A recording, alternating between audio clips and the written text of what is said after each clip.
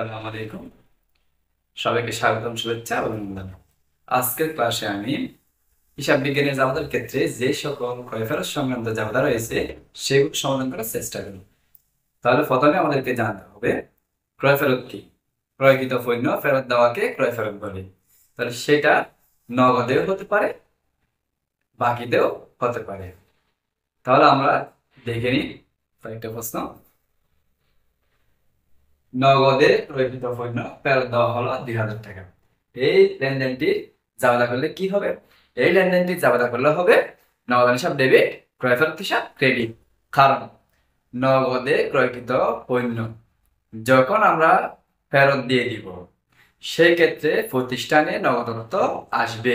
নগদত্ব আসলে নগদ হিসাব ডেবিট হবে, আর প্রতিষ্ঠান থেকে ক্রয়কৃত পণ্য চলে যাবে, সেজন্য ক্রয় ফেরত হিসাব ক্রেডিট হবে।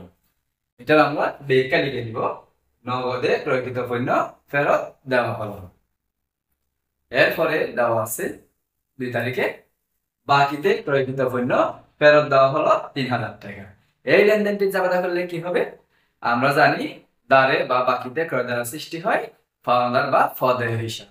তাহলে এটা বাকিতে ক্রয় ছিল, তো বাকিতে ক্রয়কৃত পণ্য যখন আমরা ফেরত দিব তখন কি হবে?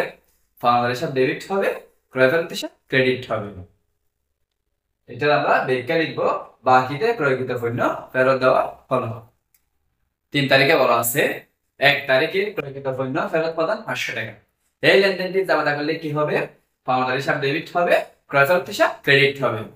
কারণ ১ তারিখে আমরা একটা দারে পণ্য কিনেছিলাম, সেজন্য দারে পণ্য যখন ক্রয় করেছি তখন হিসাব বৃদ্ধি পেয়েছিল। এখন দারে ক্রয়কৃত পণ্য যখন ফেরত প্রদান করবো তখন পাওনাদার হিসাব ডেবিট হবে।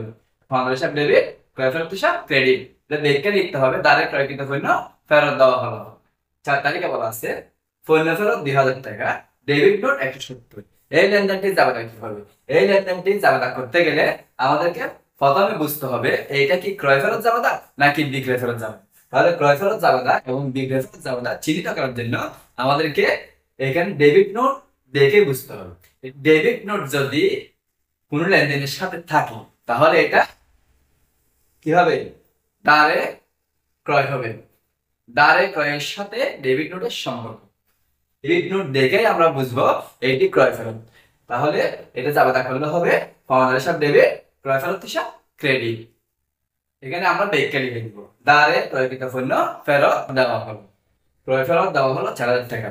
এই লেনদেনটি জাবেদা করতে গেলে আমাদেরকে আগেই বুঝতে হবে লেনদেনটি নগদে হয়েছে নাকি বাকিতে হয়েছে। যদি নগদে এবং বাকিতে কথাটি উল্লেখ না থাকে, কথা দুইটি উল্লেখ না থাকে, সেই ক্ষেত্রে আমাদেরকে এটা বাকিতে লেনদেন হয়েছে ধরে নিতে হবে। এখন আমরা বাকিতে ক্রয়কৃত পণ্য ফেরতের জাবেদা নিতে হবে।